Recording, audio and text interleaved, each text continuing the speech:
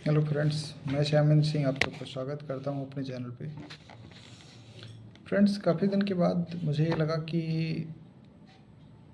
Quick revision के रूप में कुछ स्टार्ट किया जाए, ताकि ये रहे कि हम जो टाइम पढ़ाई में यूटिलाइज़ नहीं कर पाते वो ईयरफोन लगा के हम कम से कम उस टाइम को यूटिलाइज़ करें और अपनी चीज़ों को बेहतर बना सकें।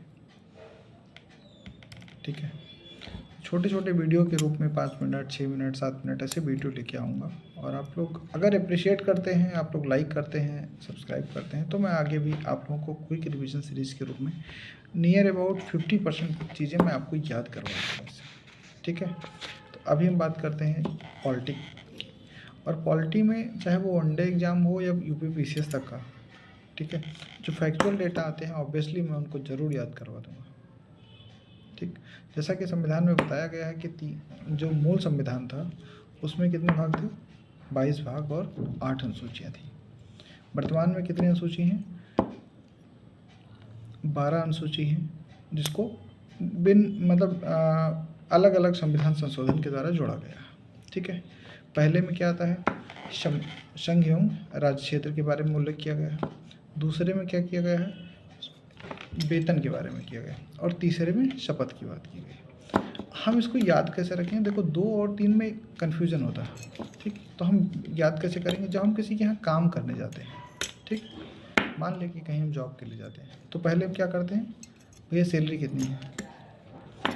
जब सैलरी फिक्स हो जाती है, यानी सेकंड में वेतन है, और फिर वो अपने नियम कानून बताता है कि आपको ऐसे काम करना है हमारे यहाँ। ठीक है, ये नियम होगा। ठीक, तो सेकंड में क्या है? वेतन। और थर्ड में क्या है? क्या? शपथ। ठीक, फोर्थ में क्या है? राज्यसभा में सीटों का आवंटन। 5वीं अनुसूची में क्या है कि अनुसूचित जाति जनजाति क्षेत्रों का प्रशासन कैसे चलाया जाए, इसके बारे में उल्लेख किया गया।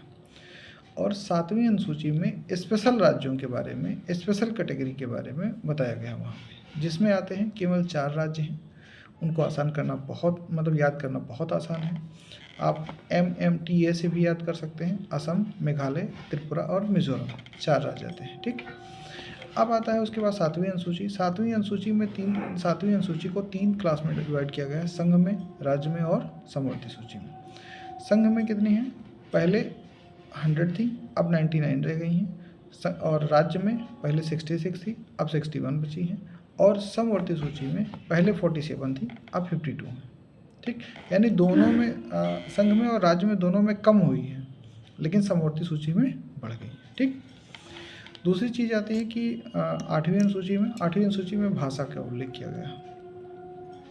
ठीक है, भाषा का उल्लेख का सेंस जानते हैं क्या है? भाषा का मतलब ये हुआ कि पहले जो मूल संविधान था उसमें 14 भाषा थी। ठीक, 14, उसमें 15वीं भाषा 21वां संविधान संशोधन 1967 के द्वारा जोड़ा गया। सिंधी भाषा को 15वीं भाषा के रूप में जोड़ा गया।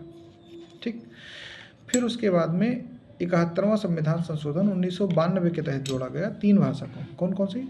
नेपाली, मणिपुरी और कोंकणी को। ठीक है, उसके बाद 15 वो हो गया, 3 ये 18 हो गया। उसके बाद 4 भाषा को और जोड़ा गया। कौन कौन सी?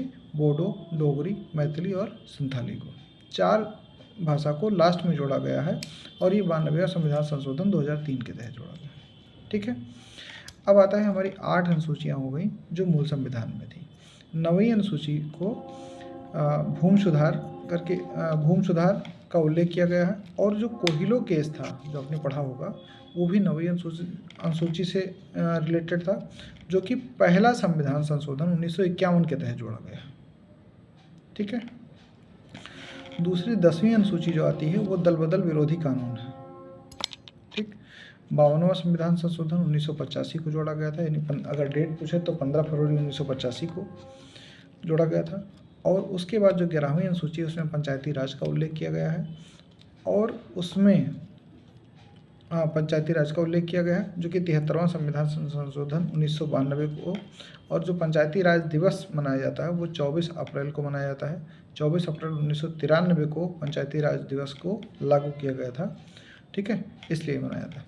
उसके बाद आता है 74वां संविधान संशोधन, यानी 74th अमेंडमेंट, और इसके तहत नगर पालिका को जोड़ा गया था, जिसमें पंचायती राज में 29 विषय हैं और इसमें नगर पालिका में 18 विषय हैं। इस प्रकार से जो हमारा मूल संविधान था उसमें 8 अनुसूचियाँ थीं और वर्तमान संविधान में कितनी हैं? 12 अनुसूचियाँ हैं। अगर आप इसको पसंद आया है अगर आप लोगों को, तो आप लाइक करिए, शेयर करिए और सब्सक्राइब करिए। Thank you so much.